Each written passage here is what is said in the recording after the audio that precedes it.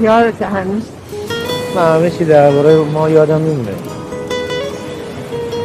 چیز مهم نبود.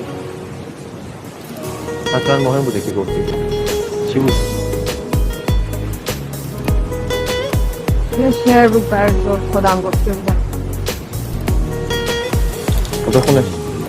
عاشق زار میخوای اون با من، یار غمخوار میخوای اون با من، فکر و ذکرم همه خوشبختی تو، بگو قلبت چی میخواد اون با من. عقل و هوش و همه عمر من افسون تو شد، بی هوا پر میکشی توی خیالم، من و تو توی یه قایق روی دریاچه عشق، بی نهایت میخوامت قده عالم. چشم ازت بر نمیدارم همه روز و همه وقت، غم به دل داشته باشی وای به حالم.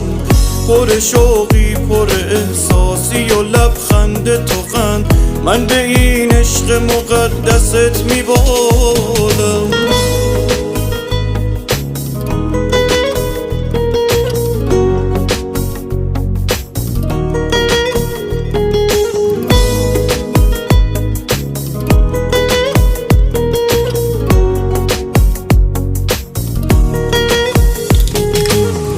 منو از خودم رها کن، بیا اسممو صدا کن، منو هر لحظه نگاه کن، منو با دنیای عشق تا آشنا کن.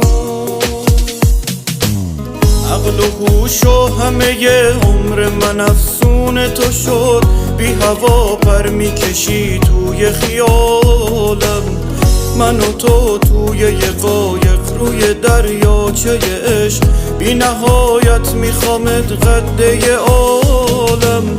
چشم ازت بر نمیدارم همه روز و همه وقت، غم به دل داشته باشی وای به حالم. پر شوقی پر احساسی و لبخند تو قند، من به این عشق مقدست میبالم.